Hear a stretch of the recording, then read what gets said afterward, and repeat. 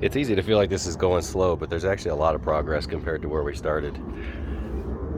Got a cucumber plant here and here. Another one back here that's doing really, really well.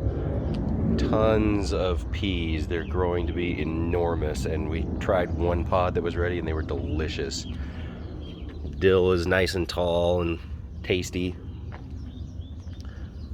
Probably won't do as many radishes next year because we just don't eat them as much unless we got salad greens, and it took so long for the lettuce to get ready that we really weren't doing that. I got enough heads now that I can make some salad out of it. I got these ones here, this one, and then a couple of big ones right over here, but they just weren't ready as quick as the radishes were. So if I do radishes again next year, I'll plant them later in the season. That way they're ready a little bit later. Carrots will be ready in about 2 weeks here. Sage is coming in really nicely. I've been picking some of that for tea while I've been sick here.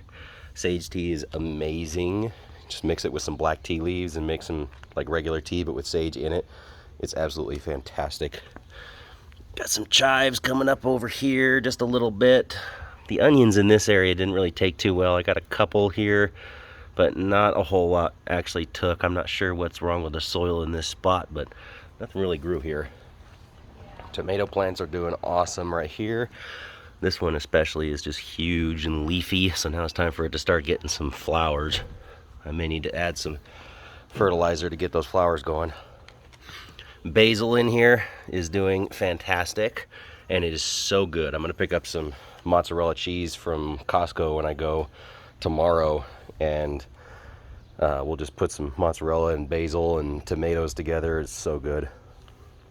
Some more carrots in here. They're a little bit further behind because I didn't plant them quite as early, so they'll probably be another 4 weeks. Another bed of onions here. Some of these are doing really, really well. Should be ready in a month or so. I could clip them right now if I wanted green onions, but I'm not going to do that because that'll stunt the root growth. Broccoli over here, all these big ones here, they're coming along nice. It's still going to be a hot minute before they're ready to eat, but they're doing really well. Some more dill over here. It's a good companion plant for these cucumbers. Then I got these cherry tomatoes over here. Looks like I actually need to tie it up a little bit more. It's starting to fall over in the back, but you can see some tomatoes starting to grow. A couple of places there. Some super sweet 100s. These potatoes are doing really, really nicely. I've got some Yukon Golds and some russets planted in there that were just scraps that I put in there. A couple of bell peppers growing here. I should have clipped those. I didn't realize that at the time, but I should have clipped them when they were still flowers to encourage some more leaf growth, because that may be the only peppers I get this year. And then over here I got some different cherry tomatoes that aren't doing quite as well. I'm not sure exactly what's wrong with this one, but the leaves are really small, just really kind of gangly, so they're not doing as well, these black cherries.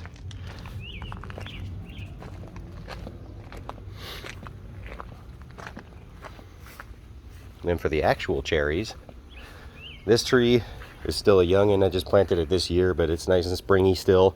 It's not dead, even though the leaves are all dead, so hopefully it does a little bit better next year, like this one did.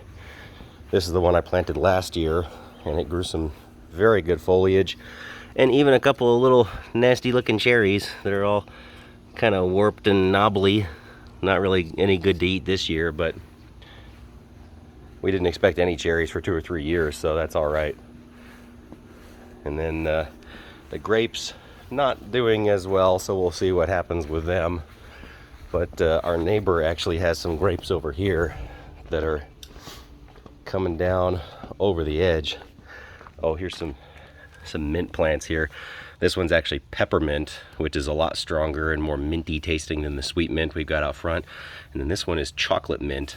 And it looks kind of small because it actually fell over and died because it couldn't get any water. We managed to bring it back to life. But it's the gentle, sweet mint that's used in a lot of chocolate stuff, like York peppermint patty style mint. And it smells exactly like that.